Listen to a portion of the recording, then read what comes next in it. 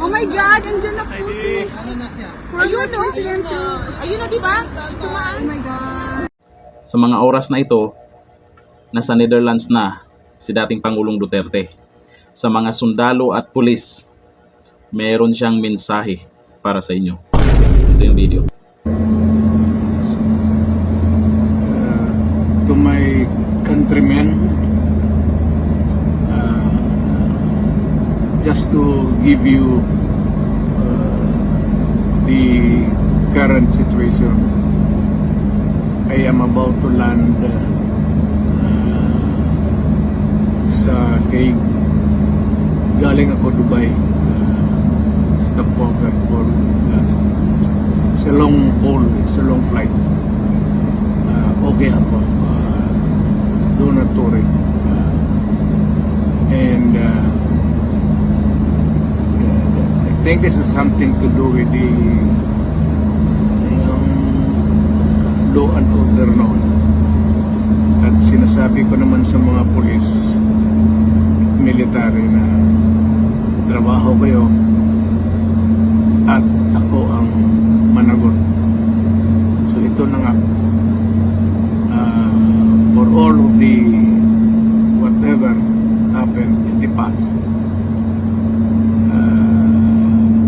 ako na yung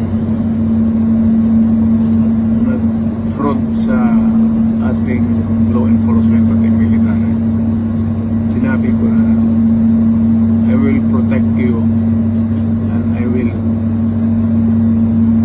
ako ang managot sa lahat. This will be a long legal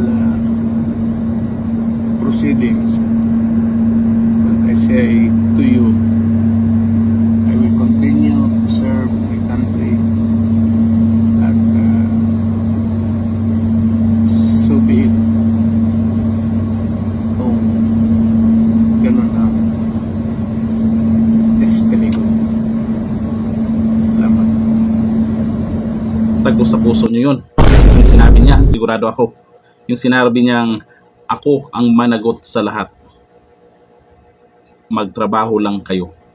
Yan yung sinabi niya noon sa ating mga kapulisan, kasundaluhan, at ito ang hindi makakalimutan, yung pagmamahal niya sa mga men in uniform. Kaya hindi natin maiwasan na may mga umiyak din na mga kapulisan. At yan po yung update niya ngayon. Andiyan na po siya sa Netherlands.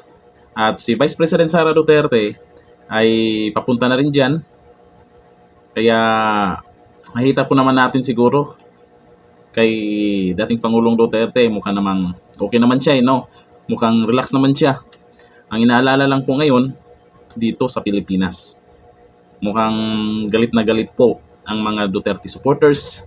Meron pa akong mga kakilala na hindi sila talagang DDS, pero dahil dito sa nangyari, dahil sa pamamaraan at sa mga pinakita ni General Torre doon sa Villamor Air Base, mukhang mukhang hindi nirespeto man lang ang dating Pangulo ng Pilipinas.